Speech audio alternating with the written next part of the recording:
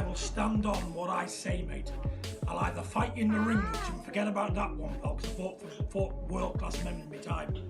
But let me tell you this, my old mate. I will fight you gypsy style. Don't you worry about that.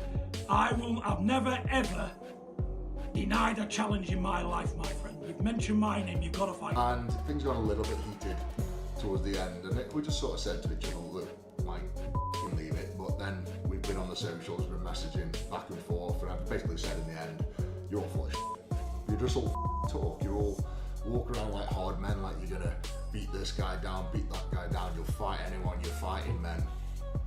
But there's not a lot of action. You know? Fear no man, let alone you. And pal, I've seen you sparring, you're no good to me, my mate. But listen, I'll fight you gypsy style, because fighting's too hard, mate, to do for free. Let's fight for a few. Eddie Hall is clearly fed up with all the shouting coming from the Fury camp. While John Fury keeps barking in interviews, Eddie has actually signed the contract and accepted the smoke. What makes this even crazier is Eddie saying he is ready for Tommy Fury first, and then John Fury straight after. That is serious confidence. You're both at the same time, I don't give a f***. So here we are. I got a contract pushed under my nose through Misfits. John must have instigated that. And I signed. John Fury is once again talking like the toughest man in Britain, and claiming he is ready to fight Eddie Hall anytime, anywhere. But fans are starting to notice a pattern here. A lot of shouting and chaos from John Fury, while Eddie Hall is the one actually stepping forward and signing contracts. I don't need training camps, I don't need time to get fit. I'm 24 hours ready. I will fight you. Get hold of my agent, Spencer Brown in Blackpool, he'll sort it all out. I'll fight you anywhere you want the UK, my friend, anywhere at all. And you wish it. Carl Frock clearly believes John Fury crossed the line with some of his comments and behavior. Frock points out that the whole thing started sounding more threatening than entertaining, especially with references to prison and personal warnings. That is exactly why many fans are backing Eddie Hall in this situation, because Eddie talks about fighting inside the ring while John Fury keeps dragging things into dangerous territory outside of it. Ridiculous childish behaviour, shouting and screaming, attention seeking like a big pillock at the press conference. He mentioned he'll fight any man born from his mother, he'll take anyone on because he's the ultimate man. The ultimate meatball. Eddie Hall absolutely unloaded on John Fury here and did not hold anything back. Eddie believes John Fury has spent too long surrounded by people constantly hyping him up and feeding his ego. The strongest part of Eddie's rant is that he is not intimidated at all. Instead of backing down from the Fury family pressure, Eddie is openly mocking John and making it clear he sees through all the tough talk. Because he's surrounded by these little chirpy little tits that just suck on his nipples and gobble his little balls, that just tell him he's great, and he thinks he's great. That's the problem. That is the problem. Surrounded by yes men. Right, there's a good old saying, right? You could put a donkey in a field of racehorses, right? And that over time, that donkey will think he's a racehorse. You know, he'll hang around with them, he'll eat like them, he'll walk around like them, but come race day, he's still a fucking dog. Spencer Oliver views John Fury as pure entertainment and someone built for the social media era. According to Spencer, chaos follows John everywhere, and that is exactly why people keep watching him. Still, many boxing fans are beginning to wonder whether John Fury genuinely wants a real fight with Eddie Hall, or if he simply enjoys creating headlines and viral moments around the drama. I did. That's John Fury though, isn't it? He's like sheer entertainment, you know what I mean? He fits into this world, you know, this social media world so well, John Fury, because he is entertainment. Do you know what I mean? He's just one of those... Tommy Fury admits that most of the tension actually comes from the problems between Eddie Hall and John Fury. Tommy almost sounds like the middleman here, stepping into the situation because his father took things personally. That makes this entire build-up even more explosive, because Eddie Hall is not just preparing for Tommy Fury anymore. He is basically at war with the entire Fury camp now. Yeah, I mean, at the end of the day, the real beef is between Eddie and my dad. You know, that's genuinely what has happened here. I'm only doing this fight because of my dad. So the real beef is between Eddie and my dad, and I'm obviously just stepping onto the plate. Tyson's on a different stratosphere. Basically, Eddie was having a pop between all the Furies. You know, he wanted to fight with a Fury, and he's got... Tommy Fury is trying to remind everyone that boxing is far more than brute strength and lifting power. Tommy believes Eddie Hall's size alone will not save him once the bell rings. But at the same time, fans know Eddie only needs one clean shot to completely change the fight. That danger is exactly why so many people are refusing to count Eddie Hall out despite Tommy's boxing experience. You know, if strongmen, being the strongest man in the world and picking up half a ton meant you was the best fighter of all, everyone would be a world champion, wouldn't they? If being big and strong meant you could fight, everyone would be a world champion. But in this game, it's not about how much weight you can lift. It's not about how strong you are. There's a ton more things to the fight game. And that's what I'm looking to show Eddie on the night of. Spencer Brown attempts to calm the situation down by describing everything as heated emotions and verbal exchanges. He points out that both sides had already shaken hands before things escalated again publicly. Even so, the rivalry now feels deeply personal. Eddie Hall clearly believes John Fury has disrespected him repeatedly, and fans can sense genuine bad blood building ahead of the Tommy Fury clash. Look, it was a lot of handbags at dawn. You know, I'm not defending anybody. You know, I've seen the remarks and everything. They shook hands earlier. You know, the guy did say some stuff, and I want to forget it and put it to the back of my mind now because. Wade Plemons believes Eddie Hall still looks very raw from a technical boxing standpoint and questions whether Eddie fully understands timing and distance inside the ring. However, even while criticizing Eddie, Wade still admits that one massive right hand could completely change everything. That is the scary part for Tommy Fury because Eddie Hall does not need to outbox him for 6 rounds. He only needs one clean moment. Fans have seen giant heavy hitters shock experienced fighters before, and Eddie's natural strength keeps this fight dangerous, no matter what the experts say. Eddie can just pull off a miracle right hand. What I'm seeing makes me even more skeptical that that's possible because he doesn't understand space and distance. He doesn't understand timing and rhythm. He doesn't understand how valuable his right hand is. And it seems like I'm being counterintuitive because all he's throwing is right hands, but he needs to value that thing. It needs to be, like I said, a weapon of mass destruction. You only bring it out at certain points so Tommy doesn't get a read on it, and also so you don't. John Fury is once again backing Tommy Fury heavily and insisting Eddie Hall has no idea what he is walking into. John tries to paint Tommy as a dangerous explosive boxer who will simply avoid Eddie's power and punish him round after round. Still, there is something interesting here because even John Fury admits Eddie deserves respect for stepping into this fight despite not being a professional boxer. That alone says a lot. Eddie Hall is risking his reputation against a Fury, and instead of showing fear, he is already talking about fighting John Fury himself afterwards as well. You don't know what he's in for. He thinks because Tommy's small. Tommy's like a pocket rocket, isn't he, compared to him? And I got that body belt on, I'm feeling the power.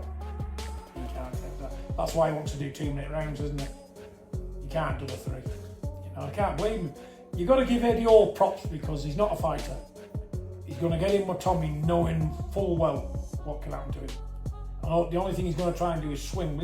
Eddie Hearn believes the situation between Eddie Hall and John Fury has clearly become personal and gone beyond normal fight promotion. According to Hearn, some moments during the build-up may have crossed the line, but controversy always brings more attention in boxing. And honestly, he is probably right because this fight now feels bigger than anyone expected. Fans are not only interested in Tommy Fury versus Eddie Hall anymore. People are genuinely waiting to see whether Eddie Hall and John Fury eventually settle their own issues face to face after all this tension. I mean, listen, it's boxing, it's family. John's John. Both goading each other. Both very personal. Both means a lot to everybody. Shouldn't have done it. Wade Plemons absolutely tears into Eddie Hall's latest sparring footage and makes it clear he is not impressed at all with Eddie's technical progress. Critics believe Eddie still looks stiff, inexperienced, and too reliant on brute force instead of proper boxing fundamentals. But at the same time, Eddie Hall has built his entire career on proving doubters wrong. People questioned him during strongman competitions too, and he still became the world's strongest man. That mentality is exactly why many fans still believe Eddie could shock everyone if he lands something huge on Tommy Fury. The new sparring footage that I just saw is abysmal. I don't know what Eddie's been training. I don't know who has been training him. I know that he has been training, but my goodness, I don't know who with, what they're supposed to be working on or why. But let me just show you what I mean. Eddie Hall, training footage and sparring footage just dropped, and it is... Dave Allen looks at the entire situation with a mix of amusement and curiosity. He acknowledges how bizarre it is seeing the world's strongest man preparing to fight Tommy Fury, while also hinting that both sides are making serious money from the event. Still, beneath all the entertainment and headlines, the rivalry with John Fury has added genuine emotion to this story. Eddie Hall no longer seems interested in just putting on a show. He genuinely wants to prove he can stand up to the Fury family and silence all the disrespect once and for all. World's strongest man, amazing. Do you know what I mean? Brilliant.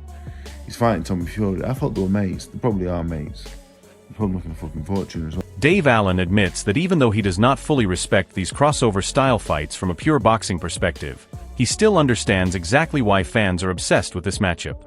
Eddie Hall versus Tommy Fury has become one of those chaotic fights where people simply cannot look away. You have a former world's strongest man stepping into the ring against a Fury, while John Fury constantly pours fuel onto the fire outside the ropes. That combination alone guarantees attention. What makes Eddie Hall so dangerous in this build-up is the fact he genuinely seems fearless. While critics keep calling this a circus, Eddie is treating it like personal business, and the tension with John Fury has only made him more aggressive and motivated heading into fight night. I watch it. Of course I watch it. I like Tommy Fury a lot. I'm a Tommy Fury fan. Eddie Hall. I'm an Eddie Hall fan. I like the world's strongest man. A lot of respect for him. So of course I'll watch it. I'll watch it as it's a spectacle in it. It's part of the new bit of circusry that's come into boxing. All these exhibitions, different people from different sports coming in. But for all intents and purposes, as a boxing match, what a load of bollocks. Yeah, I don't think I don't like it too much. But I'll watch it because it's like it's interesting in lots of ways, and I think people find it interesting. Frank Warren points out that regardless of what traditional boxing fans think, this fight has captured massive attention and become a huge event financially. Warren believes these opportunities can completely change lives, and he clearly sees the commercial value behind Tommy Fury facing Eddie Hall. But beyond the money, this fight now carries serious pride and pressure as well. If Tommy Fury loses to a strongman with limited boxing experience, the criticism will be relentless. Meanwhile, Eddie Hall has almost nothing to lose and everything to gain. That makes him extremely dangerous mentally because he is entering this fight with confidence, aggression, and zero fear of the Fury name. Add John Fury's constant trash talk into the mix, and Eddie now looks even more determined to embarrass the entire Fury camp.